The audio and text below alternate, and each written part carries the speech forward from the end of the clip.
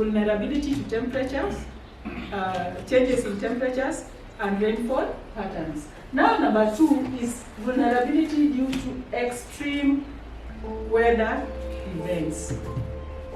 You know, weather is temporal, climate change is over a long time. So the strategic goal here is reduce vulnerabilities of farmers, pastoralists and fisher folks to extreme weather events. So the strategic objective here is to institute measures to reduce these vulnerabilities to extreme weather events.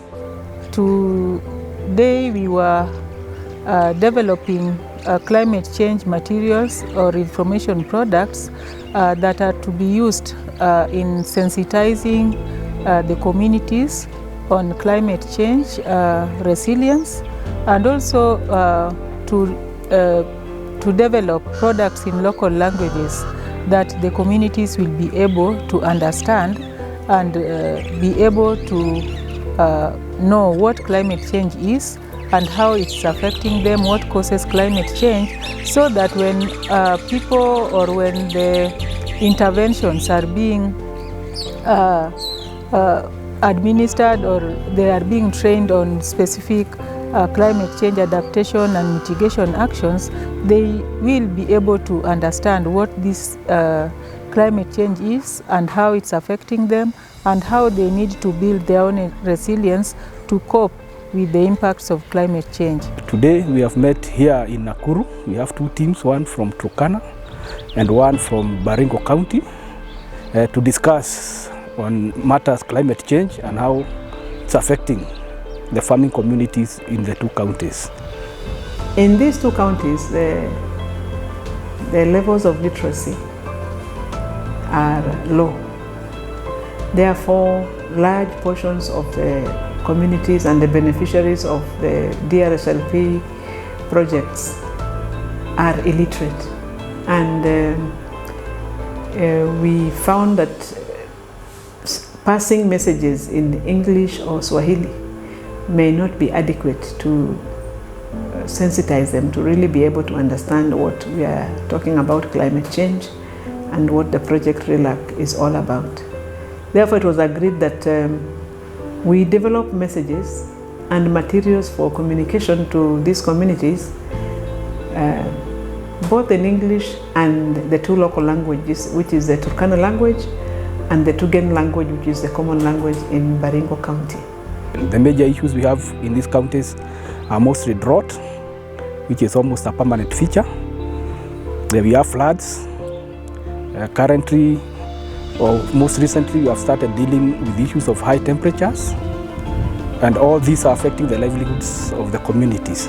Climate change is a global issue that is affecting many countries, but it's affecting different places in various ways.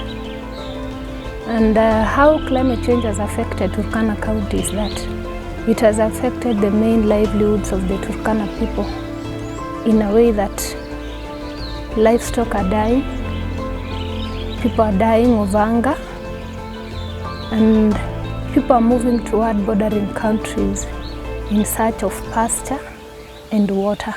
Climate change is real, and climate change has impacted on the people of Baringo, and some evidences have been seen. Some indicators for climate change effects have been realized in Baringo, among which is the floods, which we have already realized since the year 2011 to date. We also have some crop failures, which has occurred for a series of 3 years now, since 2019, 2020, 2021, and also 2022 we had a great loss of crops. It would be on a lesson somewhere, yeah. They can come on the cups, so that we are clear the cups will contain the following messages. the lessons will go, even if they are repeated for another product. So this is a workshop that is meant to come up with the proposed messages on the different products and materials that would carry the messages to create awareness on climate change. We also felt that it was important to have radio programs in these two counties, in the two local languages respectively, that would also be broadcasting climate change messages through the local radio stations. So when you're using green and brown, remember in our logos, the ministry logo had the text down there in black. So when you're using green and brown, they are dark colors. You cannot use black on that t-shirt. You must go with a dark color, which is black. With a light color, which is white. Sorry. The messaging, we can do the back. I will also do Madam Abel and Emmy, so that we can know where the messaging will go. So those are the t-shirts. For the capes, I went also with brown and green. The ministry logo at the top, at the front, and the acronym for the project there. For the lessons, I designed this one, which presents a coded message with the elements like the swash and also the partner logos there. I was tasked with producing IEC materials. This includes t-shirts, half jackets, capes, safari hats, and also the stickers on the laptops and everything. So I was tasked in producing these materials for this particular project in 3 languages.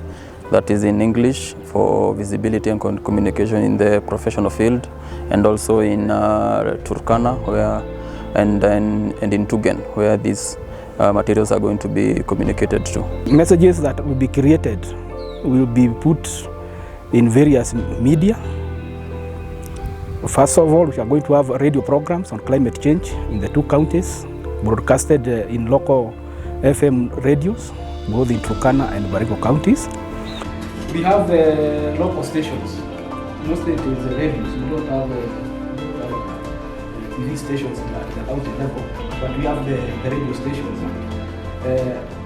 There are mechanisms that we can use to make sure you can have the information or the awareness, but the action is not actualized.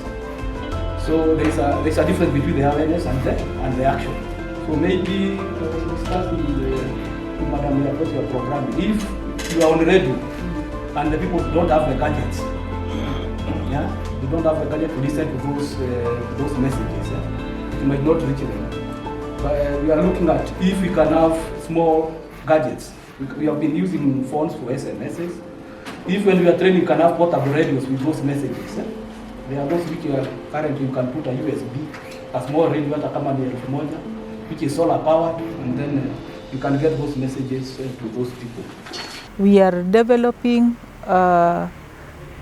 materials like posters, we are developing brochures, we are developing various ICD materials that will be used by the communities wherever they are to help them in the understanding in the broader aspects of climate change. So we have the desk officers, we have the technocrats, and then we have presenters from radio stations in those 2 communities who make presentations through the local languages.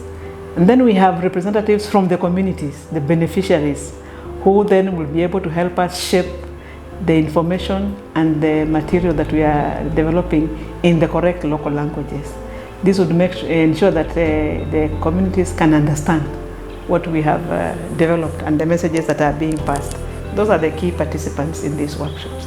Kuna messages ambayo tumetranslatiwa kuhusu mambo ya climate change.